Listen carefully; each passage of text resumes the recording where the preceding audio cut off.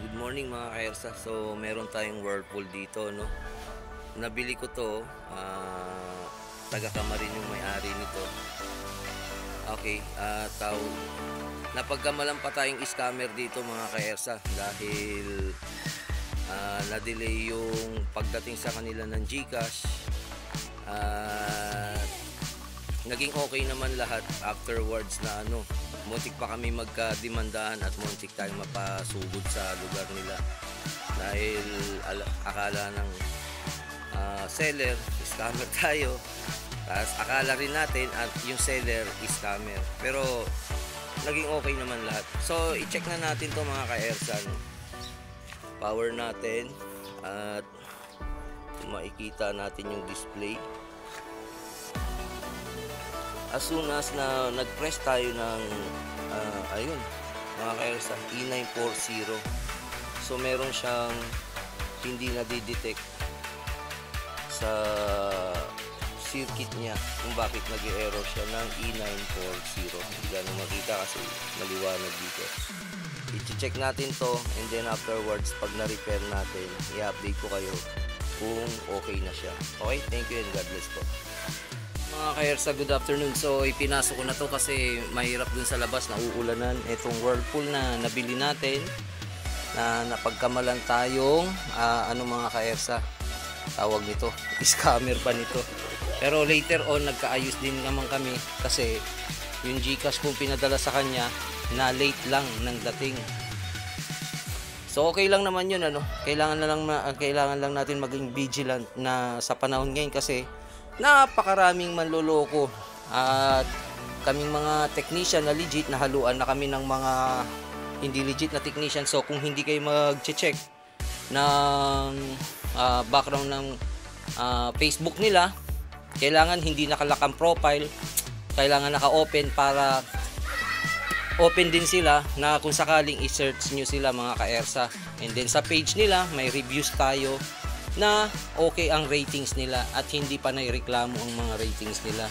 So discretion nyo na yun mga ka-Ersa. Kung mamimili kayo ng technician, meron namang mura, pero kailangan siguraduhin nyo hindi scammer. At hindi naman lahat ng mura hindi legit na technician. Yun lang talaga ang rate nila sa skill nila, nire-respeto ko sila doon.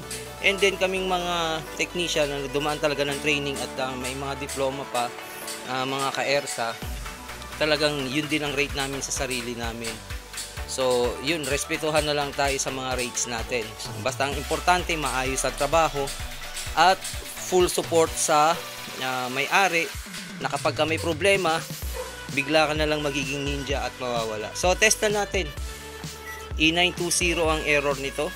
So yan, set natin siya sa spin, and then eto to, ayan yung spin nya, spin time, lagay natin sa 12. Okay, and then press start natin. So makikita nyo doon mga ka-Ersa, yan, mag-activate ang drain nya, and then eto iikot yan. Minsan pag nasa 8 ka na, yan, umikot na siya mga ka-Ersa. So nakikita nyo, yun no.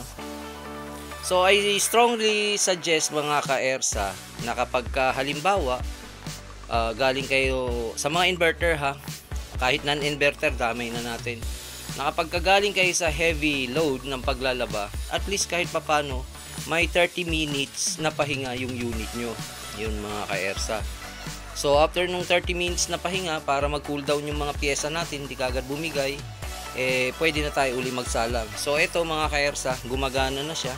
Pindutin mo lang to, ayan yung display niya babalik, and then automatic, ayan, hindi bababad yung display. Okay mga ka-Ersa, may tawag na tayo. Thumbs up na natin to. Thank you and God bless po. Wala na yung E920. Okay, mga ka-Ersa, so re-update tayo regarding sa washing machine na ni-repair natin. Yung napagkamalan tayong scammer, na later on naging okay, mabait naman yung may-ari. Shout out sa iyo, sir. So power on na natin yan. Ayan mga ka-Ersa. So nakapaglalaba na tayong maayos. Advantage talaga to. Pagka ay set natin yung water level niya sa yan mga 4, kasi may nakasalang na ako. Yan mga ka-ERSA. At hintayin natin siyang maglagay ng tubig mga ka-ERSA. So, ang masasabi ko lang sa inyo, no, pagka marunong kayo sa gawaan at technician kayo, yan ang advantage nyo. Magkakaroon kayo ng unit na mamahalin. Worth kasi 23,000 to eh. Depende sa size niya. So, yung mga ganitong size, malaki mga ka-ERSA, mga nasa, ano to mga ka-ERSA? Nasa 26,000 to. O yan. Depende sa, ano, sa yung nagbebenta na store. So, ayan. Pagka technician ka, ang advantage mo, ang privilege mo as technician, makakabili ka ng mamahaling gamit mga ka-ERSA at kaya mong i-repair yun. Nagaya niyan. So, kung gusto nyo naman matuto ng paano mag-repair, magpa-miyembro lang kayo sa group ko na ERSA Repair Tips and Tricks. Kasi nandoon lahat ng sekreto na paano kami nagre-repair mga ka-ERSA. Lahat nandoon. Ita-type mo na lang yung gusto mong i-repair na unit at lahat doon naka-reveal kung ano yung mga piyesang papalitan mo, ano yung dapat mong gawin. Nandoon lahat. Nasa ERSA Repair Tips and Tricks. So, yan mga ka-ERSA, okay na siya ngayon. Ang sarap na maglaba at may mamahaling ka pang unit. Alam ko marami nang nag-repair nito kasi yung binuksan ko to, iba na yung mga pwesto ng wiring, may mga putol na. At yan, naibalik ko sa maayos na tawag dito. Na gumagana na siya mga ka-ERSA. So yan mga ka-ERSA, so ERSA Repairs, Tips and Tricks. Kung gusto nyong matuto mag-repair, malaman nyo yung mga sekreto ng ERSA dahil yung mga nire-repair namin, mga rare problem talaga ng mga unit na hindi kaya ng ibang technician gawin. Bisita lang kayo doon, pero masasabi ko sa inyo, hindi libre yun mga ka-ERSA, pero worth it naman magpa-member ka sa page dahil saglit mo lang yan mababawi. Isipin mo, pag nag-service ka, bawi mo agad yan mga ka-ERSA. Kasi alam mo na kung paano i-repair yung unit. Okay? Thank you and God bless mga ka-ERSA.